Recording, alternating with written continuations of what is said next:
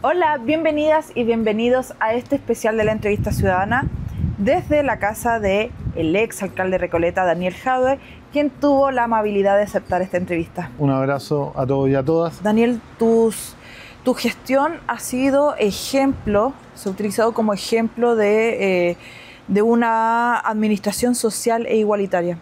¿Cómo crees que tus políticas públicas cambiaron la calidad de vida de las y los vecinos de Recoleta? Mira, hoy día yo leía que nuevamente tuvimos una inflación de 1,1% este mes y que esta había sido impulsada por el aumento del precio, una vez más, de la electricidad. Cuando todo el costo de la vida sube, cuando sube la benzina con un salto bastante significativo, sube la electricidad, suben los arriendos, suben las tasas de interés que hacen imposible acceder a una vivienda, cuando hay una política que abarata la vida, como las farmacias populares, las ópticas populares, la librería popular, eso es algo que tiene un impacto social que nadie puede mentir. Todos yo creo que se pueden imaginar qué sería de este país si en todas las comunas de Chile hubiera una librería popular. Hay 297 comunas que no tienen ninguna librería, ¿no? Y por lo tanto no tienen acceso a comprar libros. Bueno, sería formidable desde mi perspectiva que hubiera una política pública que instalara librerías populares y que pudiera vender libros a precio justo, al 50% del valor del mercado en todas las comunas de Chile, como sería formidable que en las comunas que todavía no hay farmacias populares se instalaran las ópticas populares, que se instalaran las universidades abiertas y las escuelas abiertas, la inmobiliaria popular. Yo en los últimos días he recibido videos dándome gracias de personas que pudieron salir de la inmobiliaria popular después de poder ahorrar durante los últimos 5 años, gracias a que pudieron estar en un lugar pagando un arriendo a precio justo y no el abuso del mercado inmobiliario desregulado y abusivo que tenemos en nuestro país.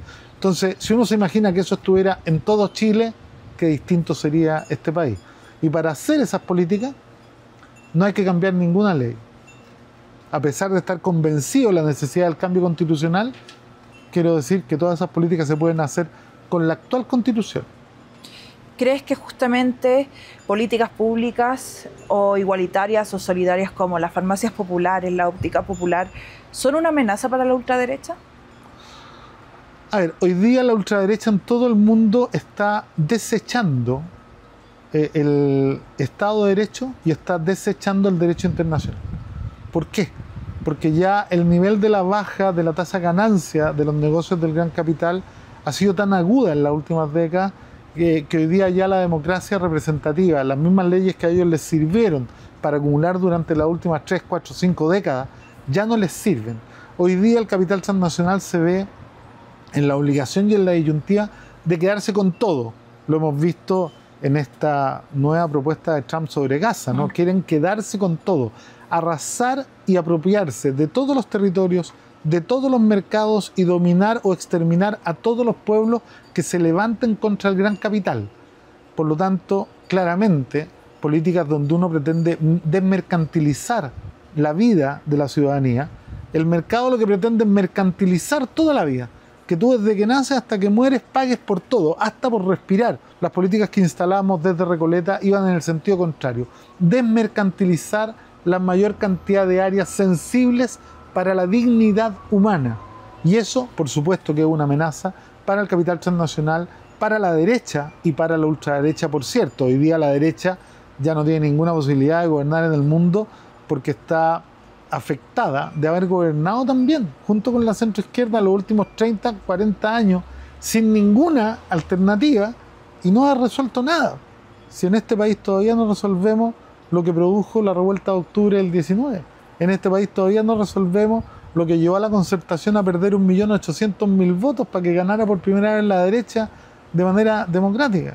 En este país todavía no resolvemos ni las pensiones, que a pesar de la reforma que las va a elevar un poco, van a seguir siendo insuficientes, y que tuvimos que pasarle miles de millones de dólares adicionales cada año a la AFP para poder conseguir un incremento que es absolutamente insuficiente.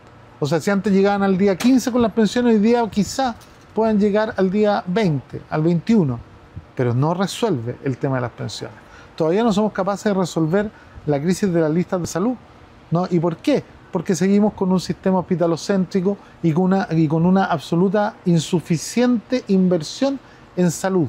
Entonces, cuando tú ves estos problemas, el derecho a la vivienda, cómo se han proliferado los campamentos, cómo han proliferado además la deserción escolar, uno dice, mira, todavía no entendemos que tenemos que tener un Estado más fuerte, un mejor Estado, y que la recaudación no puede seguir siendo del 20% del PIB cuando los países a los cuales miramos para compararnos recaudan cerca del 40% del PIB.